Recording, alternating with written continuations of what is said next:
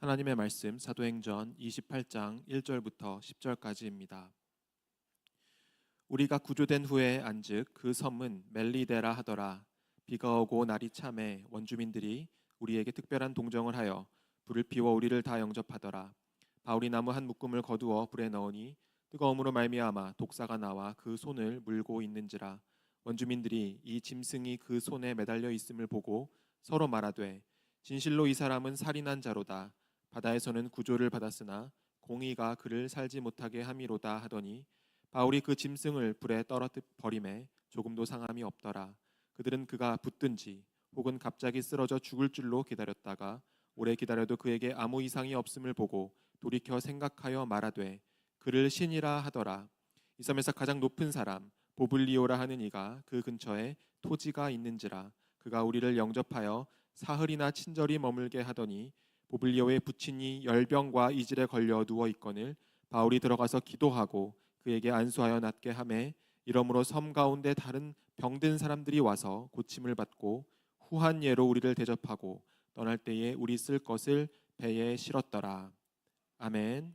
오늘도 주님 전에 나오신 여러분들을 주님의 이름으로 축복하며 여러분의 삶의 그 한 걸음 한 걸음이 주님의 은혜 가운데 넘치기를 주님의 이름으로 간절히 축원합니다.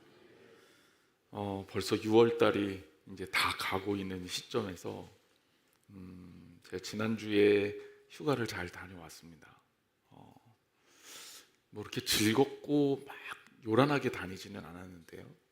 제가 이제 주일에 말씀을 증거하려고 말씀 준비를 어떻게 하냐면 보통 이제 말씀을 여러 번 읽고 그 말씀의 내용을 마음에 담고 이제 계속 묵상 중에 있어요. 그래서 사실은 어디를 가더라도 그러니까 이렇게 설교 또 말씀하고 이렇게 떨어져 지내기보다는 계속 그 생각들을 하면서 지냅니다.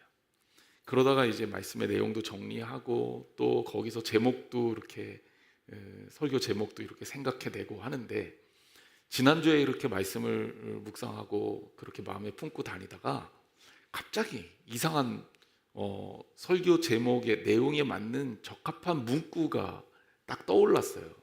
그게 뭐였냐면 그해 겨울은 따뜻했네.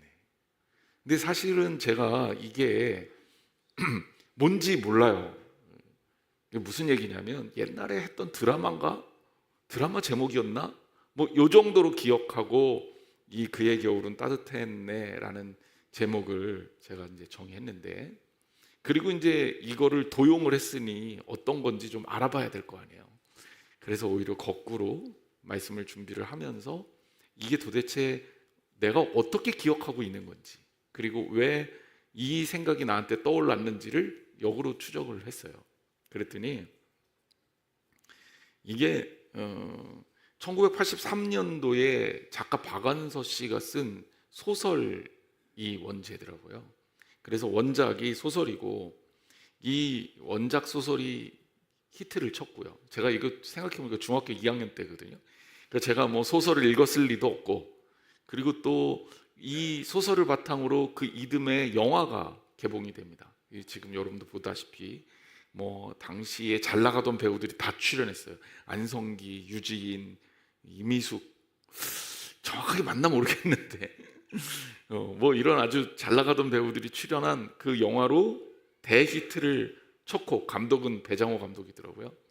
그리고 이게 나중에 또 드라마로 제작이 돼서 굉장히 많은 사람들의 입의 회자가 됐으니 오늘 몇십 년이 지났는데 제 머릿속에 갑자기 그의 겨울은 따뜻했네라는 제목이 떠오른 거 아니겠습니까? 보니까 내용이 제가 여러분들한테 이 설교를 제목을 달았을 때는 적어도 내용은 뭔지 알고 인용을 해야겠다 생각이 들어서 내용을 좀 알아봤더니 6.25 전쟁 배경의 한 비극적인 가족사, 특히 자매의 이야기를 다룬 그런 소설이더라고요. 전쟁으로 인해서 이 갈등을 겪고 거기에서 오는 이 가족의 헤어짐과 또 새로운 만남 속에서 버려짐과 다시 거둬들임 뭐 이런 것들에 대한 비극을 아주 소설적인 그 가치를 넣어서 잘 쓴 소설로 알려져 있습니다.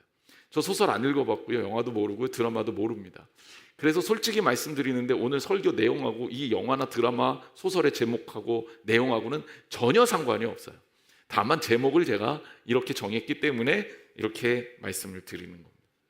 그러면 제가 왜 이런 제목을 오늘 설교의 제목으로 정했는지 오늘 말씀을 통해서 살펴보도록 하겠습니다. 오늘은 로마로 가는 길 5번째 시간입니다. 원래 우리 주보에 4라고 나와 있는데 4가 아니라 5예요. 5. 지난주가 4고 이거는 믿습니다. 바울 일행이 이 난파된 배에서 구조가 됐죠. 우리가 이제 드디어 배멀미를 지난주에 끝내고 내렸습니다. 그 내린 곳이 어디냐면 멜리데 섬이에요. 그럼 멜리데 섬이라고 성경에서 말하는 이 멜리데는 어느 지역인가? 지도를 보면 여러분 제가 녹색으로 이렇게 표시를 해줬죠. 여기입니다. 그래갖고 화살표로 이렇게 여기입니다 라고 표시를 해드렸는데 여기가 어디냐? 오늘날 그리스의 이탈리아 남쪽에 있는 섬으로 된 나라 몰타 공화국입니다. 신혼여행지로 각광받고 있는 굉장히 멋지고 아름다운 섬입니다. 여기에 바울 일행이 표류하다가 도착을 한 겁니다.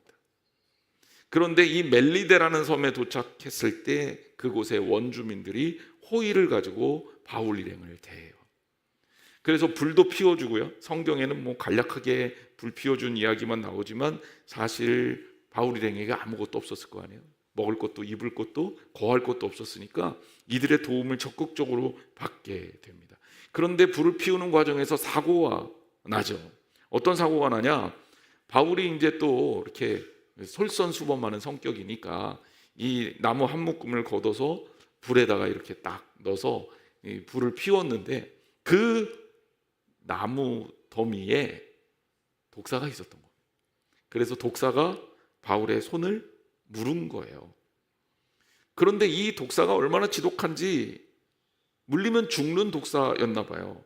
이 멜리데 섬의 원주민들은 바울이 뱀에 물렸으니 얼마 안 가서 죽을 거라고 생각하고 뱀에 물린 이유를 자기들 나름대로 이렇게 추정합니다. 저 사람은 틀림없이 살인한 자일 거야. 그런데 살인한 자가 운이 좋아서 바닷속에서는 구출을 당했지만 육지에 나와서 결국 이 살인한 자가 받는 벌, 형벌, 저주죠. 그 형벌을 받은 거야. 그러니 뱀에 물린 거지 라고 생각을 한 겁니다. 그런데 기적이 일어난 거예요. 뭐냐면 독사에 물렸어요. 성경을 보면 독사에 물린 바울이 이렇게 손을 들어보니까 진짜 이렇게 물려서 뱀이 매달려 있고 이걸 털어버렸어요. 독사에게 물리면 사람이 반응이 일어나잖아요. 근데 죽을 줄 알았는데 아무 이상이 없는 겁니다. 물론 이것 가지고 이 본문을 놓고 시비 거는 사람들이 있기는 있어요. 왜냐하면 그 멜리데 섬이라며 오늘날 몰타 공화국이라며 이 몰타 공화국의 생태 특징이 뭐냐면 지금은 이 섬에 독사가 없답니다. 그러니까 이게 독사가 아니었었을 거야 라고 주장하는 사람들이 있어요. 그럼 이건 기적이 아니죠. 놀랄 일이 아니죠. 근데 여러분 이게 오늘날 기준으로 생태를 역으로 추적하는 게 되게 어리석은 일이에요. 물어볼게요 여러분. 우리나라에 지금 호랑이가 있습니까? 몰라요? 동물원에 있죠. 우리나라에 현재 호랑이는 없습니다. 그러면 2000년 전에 우리나라에 호랑이가 있었습니까? 없었습니까? 우리나라에 호랑이가 굉장히 많았던 나라예요. 우리나라. 여러 가지 생태 변화와 사람들의 남획으로 호랑이가 없어진 거죠.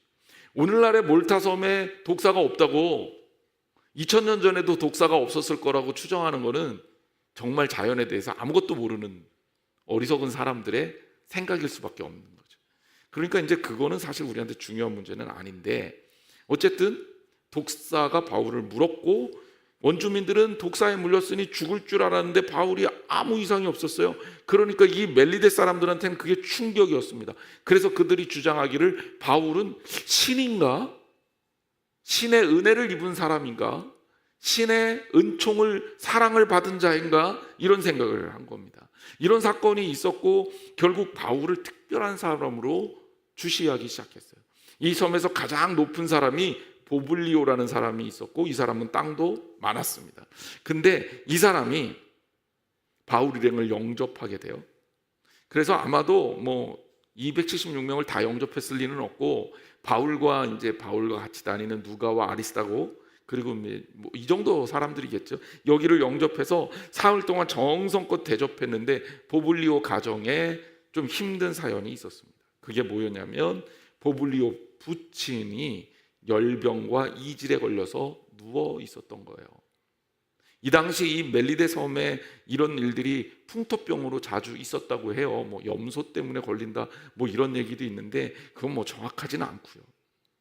근데 문제는 이 병에 걸리면 거의 죽어가는 게 거의 확정돼 있는 사실인데 바울이 그에게 기도하고 안수해서 낫게 합니다. 그리고 이 소식이 섬에 소문이 날 거 아니에요.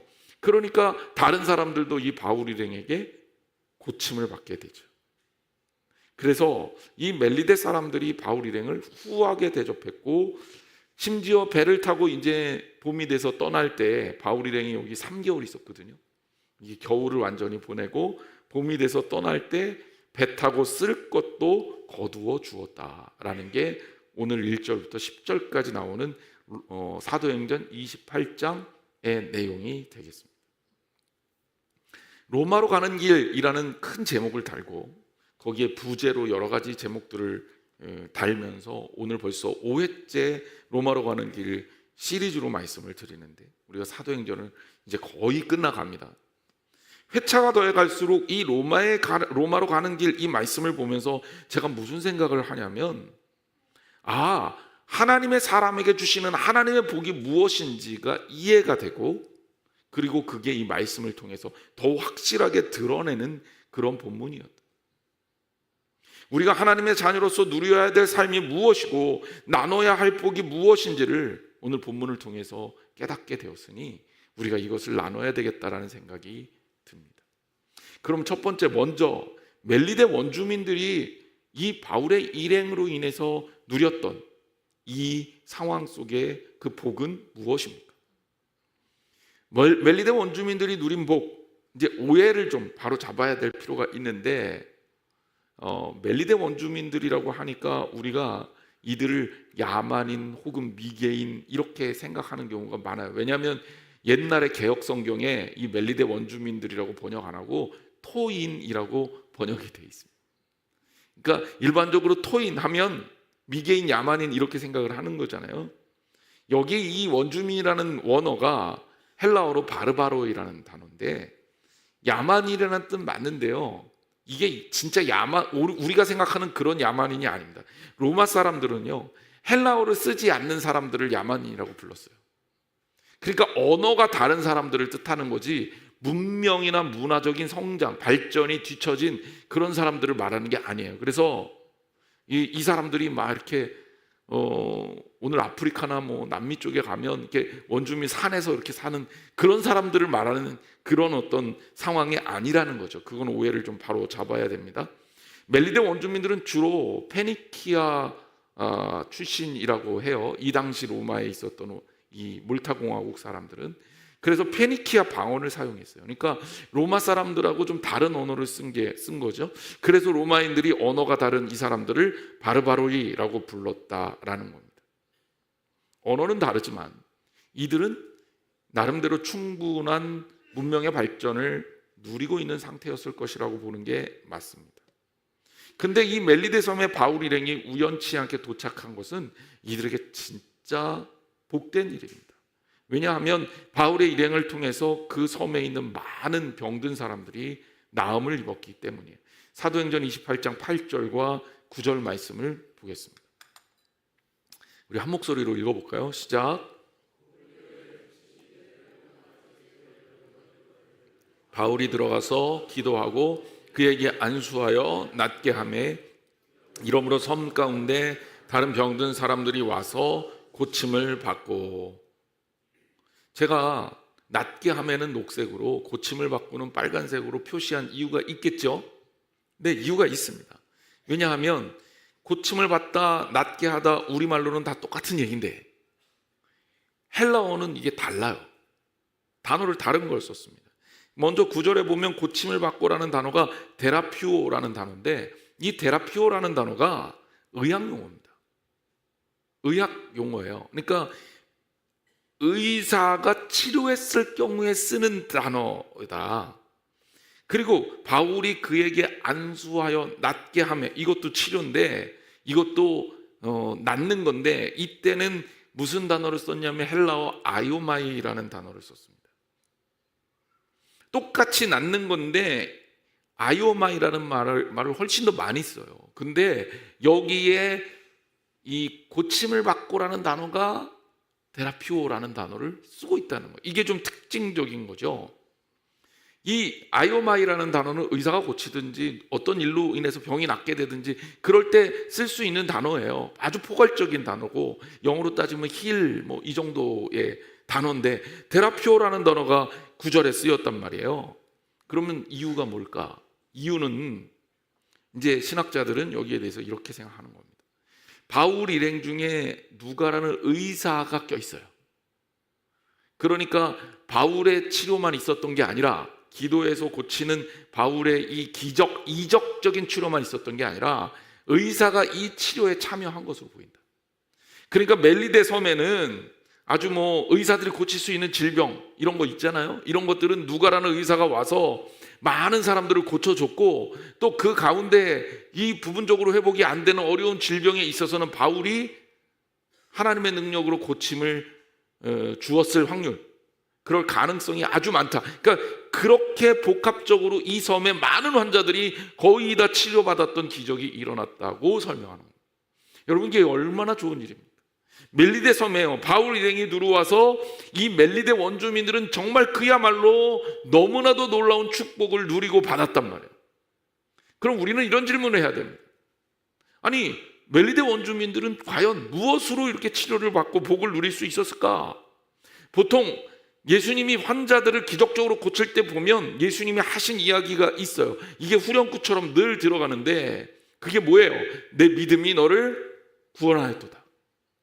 예수님께서 환자를 고치신 후에 거의 80% 이상 신약 성경에 반복되고 있는 거예요. 그래서 예수님의 치료가 그 사람의 믿음을 전제로 한다라는 것이 일반적인 성경을 바라보는 우리들의 생각입니다. 그러니까 여러분, 믿음이 우리를 낫게 하는 거예요. 그런데 이 멜리데 사람들은요, 믿음이 좋았을까? 믿음이 정말 훌륭해서 이런 기적을 경험했을까? 그렇게 보이지 않습니다. 왜냐하면 바울이 뱀에 물리니까 뭐라 그랬어요? 야, 이거 저주받았다. 근데 이게 헬라 신화에, 그리스 신화에 나오는 어떤 한 스토리가 있어요. 어떤 신의 사랑을 받은 사람이 뱀에 물리고 아무렇지도 않았던 그런 이야기가 실려 있으니까 아마 그걸 보고 이렇게 유추했을 가능성이 있다는 거죠. 그러니까 이 바울이 뱀에 물리면 사람이 마땅히 죽어야 되는데 죽지 않아. 그러니까 이 바울을 또 신으로 여깁니다. 그런데 거기에 헬라 문화적인 어떤 그리스 신화가 섞여서 판단을 했다. 그러면 우리는 뭘 생각해야 되냐면, 이 사람들이 하나님을 온전하게 섬기는 신앙이 있었기 때문에 이런 기적을 체험을 했다라고 볼 수가 없다는 거예요. 즉, 이들이 이런 기적을 체험한 이유하고 이들의 믿음하고는 별개 문제다. 그런데 이들이 복을 누렸잖아요. 이들이 치유를 받았잖아요. 병든 게 회복됐잖아요. 그러면 복을 받은 원인이 어디에 있겠냐는 거예요. 복을 받은 원인이 어디에 있겠냐? 이들이 미신적이고 굉장히 신화적인 믿음을 가졌는데 그 믿음 때문에 치유받은 게 아니라면, 그럼 하나님은 이들을 왜 치료해 주셨을까라는 거예요. 한마디로 결론적으로 말씀을 드리면, 하나님의 사람들을 이들이 어떻게 했다? 선대했기 때문입니다. 낯선 이를 선대하는 것, 사실 선문화권에서는 굉장히 어려운 일이에요. 왜냐하면 폐쇄된 문화권에서 누가 이방인이 우리 공동체에 들어온다는 게 굉장히 부담스러운 일이거든요.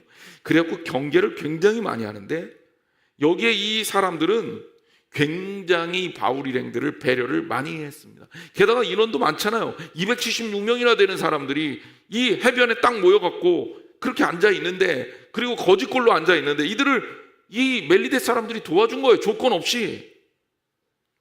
여기에서 어떤 말씀이 떠오르냐면 창세기 12장 3절 말씀이 떠오르는 거예요. 우리 같이 한번 읽어보겠습니다. 너를 축복하는 자에게는 내가 복을 내리고 너를 저주하는 자에게는 내가 저주하리니 땅의 모든 족속이 너로 말미암아 복을 얻을 것이라 하신지라. 아멘. 이 말씀 그대로가 이 멜리데 섬에서 응답된 거예요. 저는 이 본문을 보면서 이들이 복을 누릴 만한 어떤 자격이 있냐? 그거는 딱 이거 하나밖에 없어요. 즉 하나님의 사람들에 대한 선대죠. 즉 하나님께서 말씀하신 대로 그들에게 복을 주셨기에 복이 된 그들에게 축복하는 자에게 내가 복을 주겠다. 저주하는 자에게는 내가 저주하겠다. 이 땅의 모든 족속이 너로 말미암아 복을 얻을 것이라. 이 약속이 이 멜리데 원주민들에게 그대로 임한 겁니다. 저는요 로마로 가는 길에 핵심적인 주제를 사실은 여러분들에게 지난주까지도 계속 말씀드렸지만 이들의 항해가 배를 타고 항해를 하지만 실제로는 방주를 탄 것이다 라는 핵심적인 주제를 잡고 메시지를 이어가고 있습니다. 하지만 그럼에도 불구하고 그 이면에 보이는 또 하나님의 역사가 무엇이냐라고 생각할 때는 바로 이들에게 임하는 하나님의 사람에게 주시는 하나님의 복이에요. 바울이라는 사람을 통해서 이 멜리데 섬 사람들이 복을 누렸다는 거죠. 이거는 두 가지 의미가 있어요. 멜리데 사람들이 바울 일행을 선대함으로 누리는 복, 그리고 하나님께서 사랑하는 사람들을 보호하고 지키시는 그 축복이라는 거예요. 여러분 하나님의 사람입니까? 그럼 여러분을 통해서 여러분이 속한 공동체가, 여러분이 속한 지역이, 여러분이 속한 그곳이 하나님의 복이 누려지는 역사가 있기를 주님의 이름으로 축원합니다. 구원은 믿음으로 받아요. 하지만 복을 누리는 것은 이렇게 선대를 함으로도 이루어질 수 있다는 것을 성경이 보여주고 있는 거예요. 두 번째는 이 바울 일행이 누린 복이에요. 바울 일행에게 이 멜리데 섬에서 보낸 시간이 한 3개월 정도 됩니다. 원래는 되게 가혹한 시간이 될 수밖에 없는 상황이에요.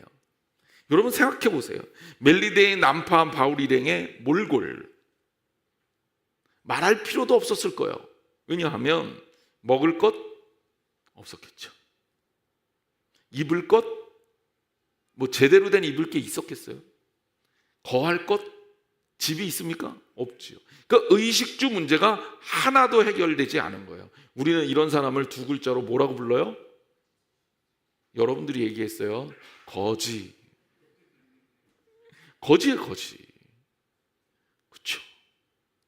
의식주 문제가 해결되지 않은 사람들, 자기 스스로 무엇인가 해결할 수 없는 사람들, 누군가의 도움을 받아야만 생존할 수 있는 사람들, 그런 사람은 우리는 거지라고 얘기합니다. 거지죠. 어떻게 보면 거지보다도 못하죠. 왜? 거지는 깡통이라도 있잖아요. 여기 깡통도 없어요. 구성원을 생각해 보십시오. 로마의 백부장과 군인들입니다. 나름 로마가 지배하던 사회에서 잘 나가던 사람들, 배에 탔던 승객들, 선장과 선주들, 나름대로 큰 배에 타서 호사를 누리던 사람이었을 가능성이 아주 높아요. 장거리 항해는 아무나 하는 게 아니잖아요. 바울과 아리스타고 누가, 과연 여러분 이 난파된 상황 속에서 스스로 익숙하게 견딜 수 있는 준비가 되어 있는 사람이 누가 있겠습니까? 정글의 법칙도 식수도 있어야 되고 불도 피워야지 생존하는데 말이에요.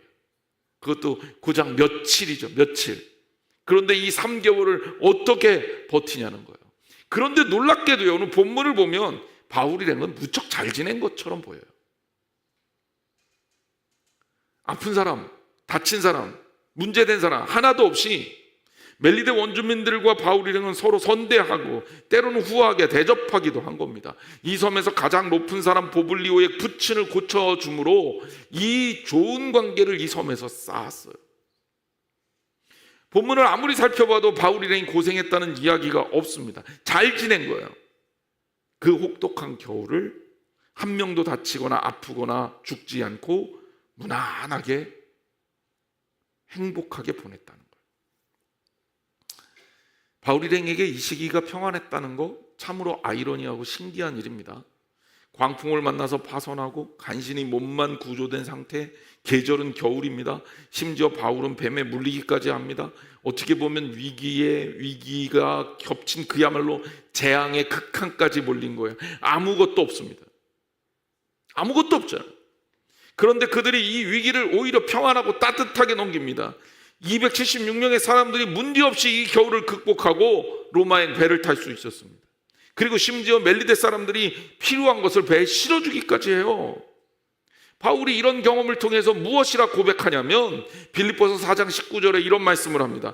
나의 하나님이 그리스도 예수 안에서 영광 가운데 그 풍성한 대로 너희 모든 쓸 것을 채우시리라.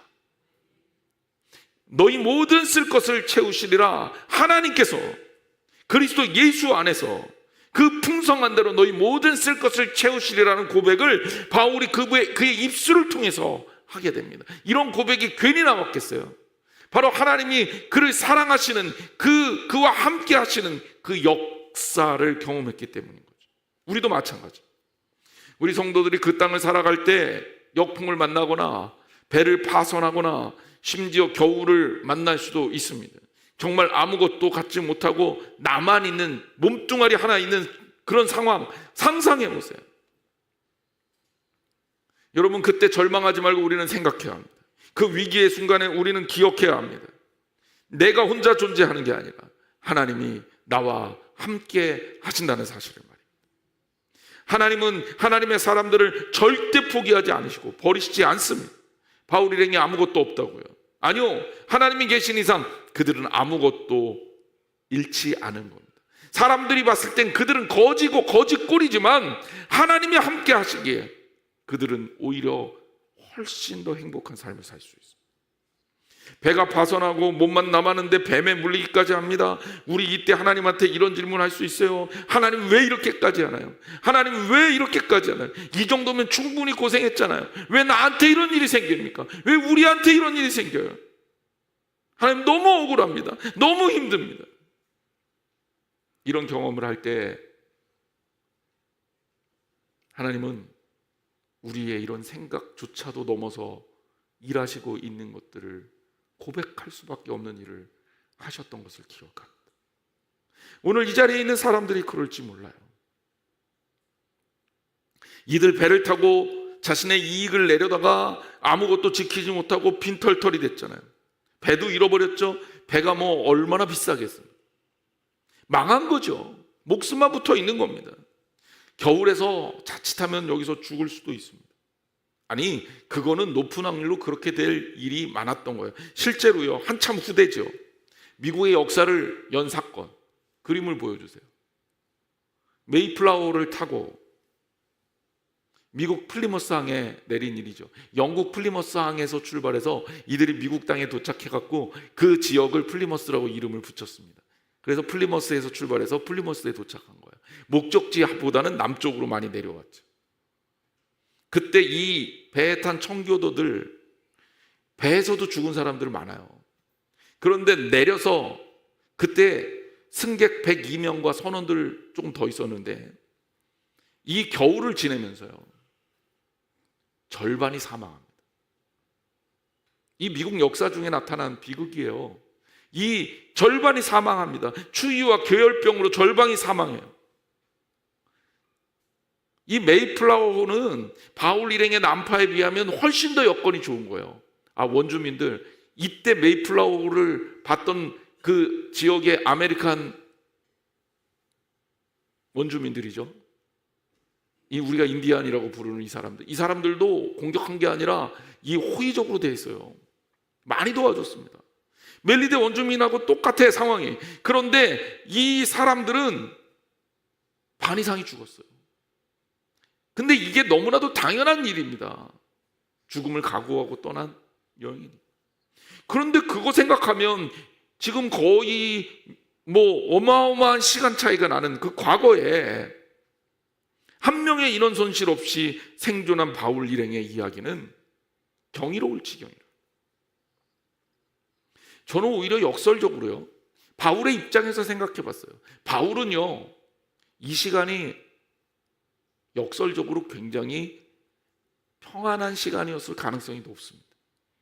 바울이 예수 그리스도의 이름을 증거하기 시작하면서 바울은 끊임없이 박해에 시달렸습니다.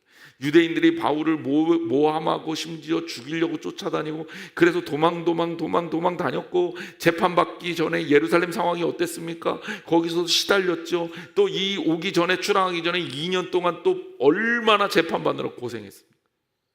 그런데 이 항해를 하면서 이 3개월 동안 이 멜리데 섬에서 바울은 아무런 이슈 없이 지냈어요. 그리고 그 바울과 함께 했던 그 일행은 한 사람의 사상자도 없이 아무것도 없던 그곳에서 로마로 향할 수 있는 기회를 얻게 됩니다. 아마 이 겨울은 가장 따뜻한 겨울이 아니었을까 생각이 돼요. 이 하나님의 사람이 있음으로 말미암아 일어난 하나님께서 함께 하시는 공동체에 주신 이 귀한 축복이 바로 이들의 이야기가 아니었을까요? 멜리데 섬의 이야기는 바로 이 나눔의 이야기를 통해 우리의 마음을 따뜻하게 해줍니다. 왜냐하면 이 축복이 그냥 일어난 게 아니라 멜리데 섬 사람들도, 그리고 바울 일행도 함께 누린 복이었기 때문에 그래요. 사실 인간 사회에서 이거는 쉽지 않은 일입니다. 왜냐하면요, 사람의 어떤 삶의 기본적인 우리의 삶을 유지하는 메커니즘이, 이제 많은 학자들이 그렇게 얘기하고 있지만, 경쟁 아닙니까? 우리가 누릴 수 있는 자원은 제한되어 있어요. 돈이 무한한 게 아니잖아요. 누군가 많이 소유하면 누군가 적게 소유할 수밖에 없습니다. 누군가 많이 가지면 누군가 적게 가질 수밖에 없어요. 한정된 자원을 누군가는 풍족히 누리기 위해 더 소유를 하려고 하고, 그리고 다른 사람들은 비의도적이건 의도적인 건 자꾸 빈곤으로 내몰립니다. 그리고 이 소유를 통해 권력을 만들죠. 그리고 권력의 정점에 서서 이 소유를 가지고 갑질이라는 것을 하는 게 우리 사회라는 거예요. 그러니까 어떻게든 그 도태되지 않기 위해 우리가 정말 피 튀기는 경쟁을 합니다. 사람이요, 모두 다 풍족하면 아무런 경쟁이 없을까요? 그거는 사람을 잘 몰라서 그래요. 여러분, 얼마나 더 가져야 만족하겠습니까? 묻는다면 모든 사람들이 이구동성으로 대답할 거예요. 조금만 더 가지면 좋겠다. 그래도 좀 더 가졌으면 좋겠다. 여러분, 얼마나 가지면 부자라고 생각합니까? 라고 물어보면 기준이 사람들마다 다르겠지만 지금보다 다 나은 삶을 꿈꿀 거예요. 나 지금 먹고 살만해. 그렇다고 여러분이 만족하겠어요? 쉽지 않은 얘기입니다. 사람은 풍족한 상황에서도 더 좋은 것을 차지하기 위해서 경쟁을 합니다. 그리고 그 경쟁에서 어떻게든 남들보다 요만큼은 더 나아야 내가 성취감을 느끼고 만족감을 느껴요. 인간의 행복이 여기에서 비롯된다는 착각을 하기 때문에 사실 우리 사회가 한편으로 비극적일 수밖에 없는 거예요. 이 순간적인 성취감이 마치 행복인 것처럼 여러분들이 생각하는 거죠. 그런데 이거는 진짜 행복이 아닙니다. 자꾸 이렇게 인간을 이해하다 보니까 인간을 포함한 모든 생물을 한 곳으로 몰아놓고 이 세상을 생존을 위한 투쟁의 장으로 이해하려고 합니다. 이게 여러분들이 잘 알고 있는 진화론이에요. 진화론에서 얘기하는 자연 도태설, 자연 선택설이 그런 거 아닙니까? 환경의 변화에 수많은 사람들이 적응하기 위해서 경쟁하고, 경쟁에 성공해서 적응하면 그 사람은 번성하고, 그 존재는 번성하고, 그리고 거기에서 적응하지 못하면 죽음에 이르는 도태하는 거죠. 그게 자연 도태설, 자연 선택설이에요. 그리고 오늘날 이 이야기는 인간을 이해하는 정설이 되어버렸습니다. 그래서 내가 생존하기 위해서는 누군가 죽어야 돼요. 우리 세상이 그렇다는 거예요. 의도적으로 아무렇지도 않게 죽음을 야기시키는 공격을 하기도 합니다. 전쟁이 아니라 정치적 공격, 경제적 공격을 마구마구 쏟아놓죠. 그런데 멜리데 섬에서 일어난 이야기는 우리의 이러한 상식적인 이야기와 궤가 다릅니다. 우리 주님의 가르침은 인간이 행복하기 위해서 경쟁하는 게 아니라 협력을 통해 그리고 소유를 통해 행복해지는 게 아니라 나눔을 통해 행복해진다는 역설의 진리를 담고 있는 겁니다. 본문의 핵심은 원주민들이 바울 일행에 보인 선대가 그들에게 하나님 말씀에 따른 복을 누리게 하였고, 위기에 처한 바울 일행은 바울이라는 하나님의 사람 때문에 안전하고 행복한 겨울을 보낼 수 있는 복을 누리게 했다라는 이야기인데, 바로 이 멜리데 섬에서는 이런 사랑과 화해를 바탕으로 한 아름다운 협력이 이루어졌고, 하나님이 기뻐하시는, 하나님이 주관하시는 하나님의 나라가 이루어진 겁니다.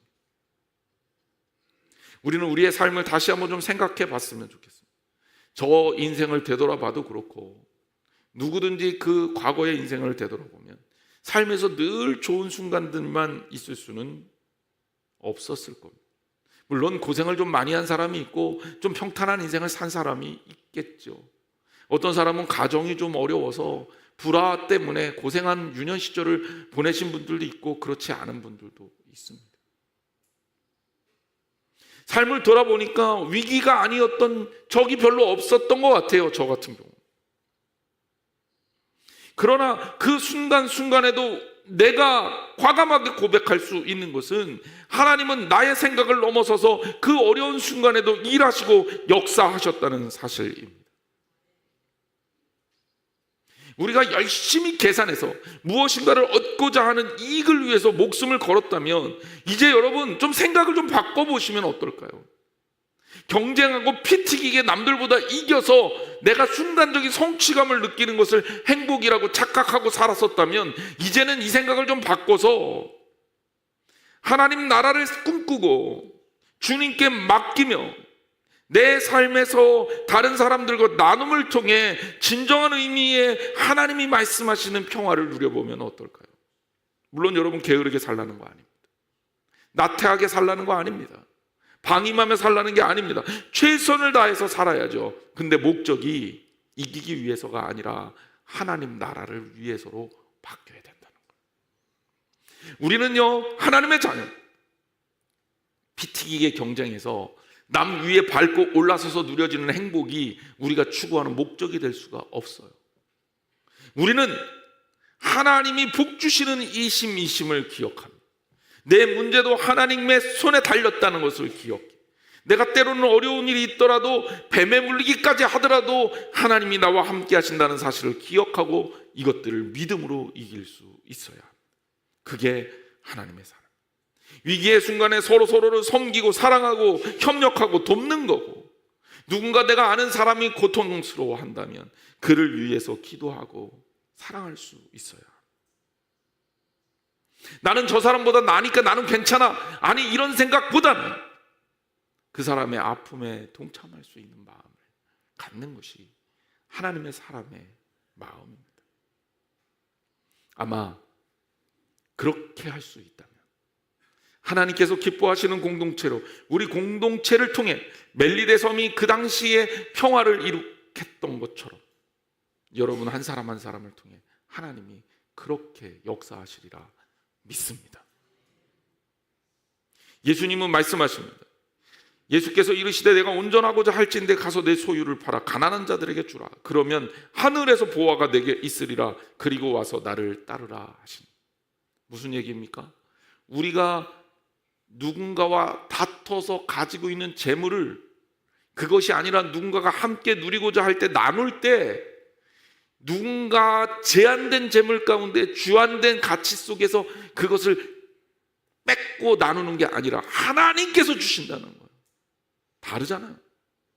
사도행전 20장 35절 말씀에 보면, 범사에 여러분에게 모범을 보여주신 바와 같이 수고하여 약한 사람들을 돕고 또 주 예수께서 친히 말씀하신 바 주는 것이 받는 것보다 복이 있다 하심을 기억하여야 할지니라 라는 말씀도 여러분이 기억해야 할 것입니다. 저는 오늘 우리 한양제일교회가 바로 그런 시기를 살기를 소망합니다. 물론 지금은 무척 덥습니다. 하지만 영적으로는 지금이 겨울일지 모른다는 생각을 했습니다. 우리 몇 년 전에 코로나를 겪었습니다. 코로나 이후에 교회가 굉장히 어려웠어요. 그러다가 하나님 은혜로 하나하나 우리 교회가 회복돼 가고 있습니다. 교회 학교도 부흥하고 있습니다. 하지만 그 과정 중에 우리가 늘 평탄하게 갈 수는 없어요. 어려움도 있고 힘든 시기도 있습니다. 근데 요즘에 우리 성도님들이 가정의 문제, 또 건강의 문제, 그리고 여러 가지 이유로 고통을 당하고 있는 분들이 많은 것 같아요. 아마도 기도할 때가 아닌가 생각합니다. 우리가 하나님 나라를 잘 꿈꾸고 있나? 우리가 하나님 나라를 잘 이루고 있나? 이런 질문을 할 때가 아닌가 생각이 됩니다. 이제 오늘 말씀을 여러분들에게 정리합니다. 여러분, 우리가 하나님의 사람이라는 사실을 잊지 마세요. 그러면 그 하나님의 사람을 통해서 하나님께서는 복을 이루십니다. 하나님의 사람을 선대하는 자에게 복을 주고 하나님의 사람이 있기에 그것을 하나님께서 지키십니다. 여러분이 그와 같이 하나님의 사랑을 받는 자들 잊지 마세요. 그리고 우리도 바로 그런 사랑을 나누며 공동체를 이루는 믿음의 한 사람 한 사람이 되기를 주님의 이름으로 축복합니다. 아까 말씀드렸던 대로 우리 교회를 위해서, 또 우리 아프고 병든 우리 교인을 위해서, 그리고 그 중에서는 또 위중하신 분들도 있어요. 그분들을 위해서 기도하는 시간 잠깐 갖기를 원합니다. 또 한 가지 기도 제목을 더 부탁드린다면 우리 교회 학교 위해서 함께 기도하기 원합니다. 우리 아이들 안전하고 잘 커야 되는데 여름 행사 앞두고 있어요. 그래서 여름 행사 기간 동안에 아이들 잘 성장할 수 있도록, 그리고 우리 아이들 행복하게 미래를 설계하며 꿈꾸며 성장할 수 있기를 위해서 우리 교회 학교 우리를 위해서 영유아 유치부, 그리고 초등부, 우리 청소년부, 우리 청년부, 그리고 작년에 이르기까지 우리 교회 성도들 교육을 위해서, 또 여름 행사를 위해서 우리 한 목소리로 우리 간절히 기도하는 시간을 갖도록 하겠습니다. 기도하겠습니다.